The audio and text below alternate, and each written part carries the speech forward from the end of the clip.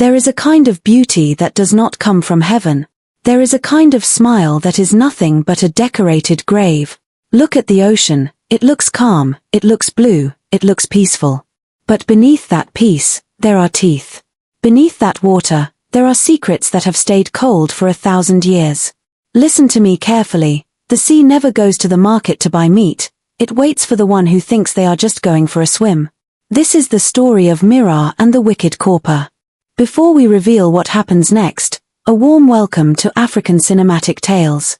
We are so happy to have you in our storytelling circle today. If you are enjoying this tale, please like this video and share it. And quickly, tell us in the comments, where in the world are you watching from? Don't forget to subscribe, because every week, we bring you the untold stories of our ancestors that still speak to us today, no matter where we live. Now, let the story begin. The elders say that when a predator wants to catch a clever bird, it does not act like a hunter, it acts like a tree. In a prestigious school known as Queen's Anchor Girls' College, where the girls wear white and blue uniforms as bright as the morning sky, a shadow was about to walk through the front gate. But before the shadow arrived at the school, it first had to crawl out of the abyss. It was 4 a.m. at the edge of the Atlantic. The moon was the color of a bruised plum. Suddenly, the water parted. Out came a creature of nightmare, a tail as long as a palm tree, scales as black as charcoal, and eyes that glowed with a wicked, crimson fire. This was Cordina. In the water, she was a monster. But the monster wanted a harvest of souls, and for that, she needed a human face. With a sound like bones snapping in the dark, the tail split. The scales melted. The monster screamed into the wind as her tail became 2 long, elegant legs. She reached into the sea foam and pulled out a white NYSC shirt and khaki trousers. She picked up a King's King record book from the sand. She didn't just walk onto the land, she invaded it. The elders say that a guest who arrives with the rain should not be surprised when the house becomes damp. The next morning at Queen's Anchor, the air turned cold. Mira was standing in the assembly line. Mira was a girl whose soul was as deep as a well. She was a daughter of the water herself, but she chose the light. While other girls were admiring the beauty of the new Corper, Miss Cordina, Mira was looking at the ground. She saw the wet footprints. She saw that Cordina's shadow had a tail that the sun could not hide. "Girls," the principal announced, her voice full of pride. "This is Miss Cordina. She will be your new government teacher." Cordina smiled, and to the innocent girls, it was the smile of a sister. But to Mira, it was the baring of fangs. Cordina's eyes swept across the field of students, marking them like a farmer marks his yams for the harvest. When her eyes met Mira's, the air between them hissed. Jealousy is a disease, but hunger for power is a plague. Cordina did not come to teach government, she came to govern the souls of the innocent. She began her wickedness not with a blow, but with a gift. She brought friendship beads, pearls that looked like they were made of light. But a proverb says that the hawk does not give a gift to the chick unless it wants to know how much the chick weighs. One afternoon, in the quiet of the staff room, Cordina called a young girl named Tai. Tai was small, her heart as soft as a sponge. "Take this tonic, Tai," Cordina whispered, her voice like honey mixed with venom. "It will make you the brightest in the class. It will make you fly." Tai reached for the bottle, her eyes going dull and empty. But before her fingers could touch the glass, a voice cut through the air like a machete. "The bird that flies too high because of a magic wind will find that its wings melt when it nears the sun." It was Mira. She stood at the door, her white and blue uniform glowing in the sunlight. She didn't move, but the water in the dispenser across the room began to bubble and boil. "Miss Cordina," Mira said, her voice calm but heavy. "The girls in this school are under a roof. They are not under the sea. Take your medicine back to the trench." The smile fell from Cordina's face. For a second, the staff room smelled of rotting fish and ancient salt. "You are a very bold little fish, Mira," Cordina hissed, her fingers gripping her record book until the paper began to smoke. "But remember, even the biggest fish in the river is still just a meal for the one who owns the ocean."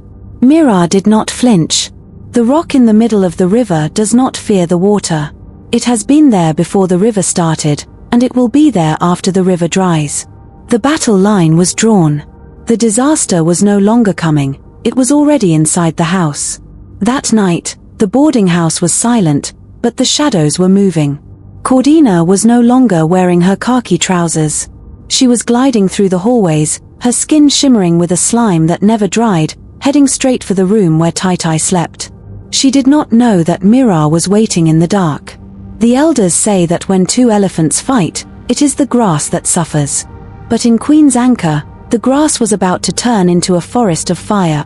The elders say that a man who sees a snake and a woman at the same time should kill the snake first, for a woman can hide her venom, but a snake's heart is always on its skin. Lunchtime at Queen's Anchor was usually a time of laughter, but today, the dining hall felt like a courtroom. Tai, the youngest and most innocent, sat with her steaming plate of rice. She did not know that her food had become a battlefield.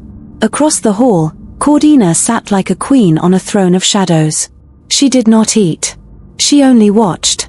From the pupils of her eyes, a dark, oily mist began to leak. It crawled across the floor, invisible to the screaming students, climbing up the leg of Tai's table. It was the saltrot poison. One bite, and Tai's soul would be tied to Cordina's tail forever. But the sea has many daughters, and not all of them are wicked. Mira sat 3 tables away. Her eyes were fixed on Tai's plate. She did not move a muscle, but her breathing became deep, like the rhythm of the tides. From Mira's gaze, a flash of pure, crystalline light shot out. The two powers met in the middle of the rice. The air around the table began to hiss like 1,000 frying pans. The other girls complained of a sudden, sharp headache, but they did not see the black smoke and the blue light clashing. Mira's teeth were gritted. Her forehead was sweating. She was pouring her life force into that plate. Suddenly, with a sound like a gunshot, the ceramic plate exploded. Rice flew everywhere. Jesus, the girls screamed, jumping back. Cordina's head snapped back as if she had been slapped. She wiped a drop of silver blood from her nose, her eyes burning with a rage that could boil the ocean. Mira just picked up her cup of water, her hands shaking, and took a slow, calm sip. The belly that is full of greed, Mira whispered loudly enough for Cordina to hear, will always find that the last bone is the one that chokes it. But Cordina was not finished. She knew she couldn't win a fair fight, so she decided to turn the school into a cage for Mira. That night, while the moon was hidden behind a cloud of morning, Cordina did not go to her staff quarters. She crept into the SS3 dormitory. She moved like smoke, her body elongating until she was more fish than woman. She didn't touch the girls. Instead, she took the principal's missing gold necklace, the one she had stolen earlier, and tucked it deep into Mira's school bag. Then, she leaned over Mira's sleeping form and blew a cloud of drying ash onto her skin. The next morning, the sun rose, but for Mira, it was the beginning of a long night. She woke up feeling like her blood was made of sand. Her skin was dry and cracking. Her voice was nothing but a rasp. And before she could even stand up, the principal burst into the room with 2 stone-faced teachers. "Search the bags," the principal barked. The girls watched in horror as the gold necklace was pulled from Mira's bag. The murmurs started instantly. "I knew she was too quiet," one girl whispered. "She's a thief," another shouted. Mira tried to speak, but her throat was too dry. She looked at Cordina, who was standing at the door, wearing her white NYSC shirt, looking like a disappointed angel. "It's a pity," Cordina said to the school. "Sometimes the one you think is a star is just a piece of charcoal covered in glitter. Mira, you are a disgrace to this uniform. The elders say that when the mud is thrown at a white cloth, the cloth can never be truly clean again, even if you wash it with the rain." Mira stood alone in the center of the room, the weight of the school's hatred pressing down on her like the depths of the Atlantic. She was weak. She was shamed. She was drying up. But deep inside her heart, a single drop of the great ocean was still beating. And that drop was waiting for the right moment to become a flood. The elders say that you should never mistake a quiet forest for an empty one. The lion does not roar when he is hunting. For 1 week, Mira lived in hell. Because of the gold necklace Cordina had planted, no one would sit near her. The girls who used to love her now threw sand at her. They called her a thief. They called her a witch. Mira's skin was dry and white like a piece of dead wood because of Cordina's drying ash. She was so weak she had to crawl to the school tap just to get a drink. But Cordina was happy. Her plan was working. When the protector is broken, Cordina whispered to the dark waves at night, the sheep are ready for the knife. Then came the 60th anniversary of Queen's Anchor. The school was decorated with balloons and ribbons. Parents from the city and the village chief were all sitting in the front row. Everyone was dressed in their best clothes. On the big stage, Cordina stood in her neat white Corper uniform. She was holding a silver cup. To celebrate our school, Cordina announced into the microphone, "Everyone must drink from the cup of unity I have prepared." Mira sat in the very back, hidden in the shadows. She saw what the others couldn't. She saw that the unity drink was actually seawater mixed with a binding spell. If the girls drank it, their souls would leave their bodies and fly into Cordina's King's King book. Mira knew she had only one chance. She had no strength, but she had truth. She crawled to the big fire tank behind the kitchen. With her last bit of spirit, she whispered to the water, "Mother of the deep, give me your strength for one last dance." Suddenly, Mira's skin stopped cracking. Her eyes turned a bright, glowing blue. She picked up a huge bucket, filled it with the heavy water, and began to walk toward the stage. "Stop," the teachers shouted. "Mira, get back to your room." But Mira didn't stop. She walked like a soldier. She reached the stage just as the principal was about to take the first sip from Cordina's cup. "Don't drink it," Mira screamed. Her voice was no longer a rasp, it sounded like a crashing wave. Cordina laughed. "Look at the thief. She has finally gone mad." But Mira didn't argue. She didn't use words. She swung the heavy bucket with all her might. Splash! A massive wave of water hit Cordina directly in the face. It soaked her hair, her white shirt, and her khaki trousers. The crowd gasped. The principal stood up in anger. But then, the screaming started. Where the water touched Cordina's skin, her human mask began to peel off like wet paper. Her legs fused together into a giant, black tail that smashed the wooden podium into pieces. Her face stretched until her mouth was full of shark's teeth. The beautiful Corper was gone. In her place stood a 10-foot monster of the Atlantic. "A mermaid," the chief yelled. "A monster." The crowd ran in terror. But the water had also splashed on Mira. The girls watched as Mira's legs also began to change. Her blue and white uniform tore as a beautiful, shimmering golden tail appeared. She didn't look like a monster, she looked like a goddess. The two mermaids faced each other on the broken stage. "You ruined everything," Cordina roared, lunging at Mira with claws like hooks. "The sun has finally come out," Mira replied, her voice calm. "And the shadows must return to the mud." The battle was short but violent. Mira grabbed Cordina's King's King book and tore it in half. A bright light exploded from the pages as the stolen souls of the girls were set free. Cordina let out a final, piercing shriek as her body turned into sea foam and blew away in the wind. Silence fell over the school. The principal and the students came out from their hiding places. They looked at Mira, who was sitting on the wet floor, her golden tail glowing in the sun. They felt ashamed for the way they had treated her. "Mira," the principal whispered, walking closer. "We didn't know. We are so sorry." Mira looked at her friends one last time. She reached out and touched Tai-Tai's hand. "The rock has protected the fish," Mira said, using one last parable. "But the rock cannot live in the forest forever. Remember me when you hear the rain."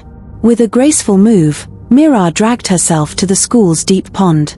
She looked back once, smiled at the girls in their white and blue uniforms, and dived in. She didn't come back up. The school named the pond Mira's Grace. They say that from that day on, no evil ever entered the gates of Queen's Anchor again. Because even though they couldn't see her, they knew that beneath the water, a golden protector was always watching. The elders say that the eye is a window, but it can also be a veil. We live in a world where the person who brings you water might be the one who poisoned the well. Do not be quick to join the crowd in throwing stones at the one they call a sinner, for the hands that are the cleanest often belong to those who have been dragged through the mud for your sake. The story of Mira and Cordina teaches us that truth is like oil. No matter how much water you pour on it, it will always rise to the top. Cordina had the beauty, she had the position, and she had the wealth, but her soul was as salt black as the deepest trench. Mira had nothing but a patched uniform and a lonely heart, yet she was the only one standing between the school and a watery grave. Remember, the hawk may fly high, but the ground is where its dinner is kept. Be careful who you follow, be careful who you trust, and above all, be careful how you treat the quiet ones, for you never know the spirit that guards their silence. If you enjoyed this journey into the secrets of Queen's Anchor, if you felt the power of Mira's sacrifice, then do not walk away in silence. If you want to see more stories of justice, mystery, and the hidden powers of our land, please like this video and comment "Thank you, Mira" in the section below. Your comments give us the strength to keep telling these stories. Do not forget to subscribe to our channel, African Cinematic Tales, and turn on the notification bell so you are the first to know when the next shadow is revealed. Share this video with your friends and family. You might just be saving someone from a Cordina in their own life. Thank you for watching, and may your path always be guided by the light of truth. Stay blessed, and we will see you in the next episode.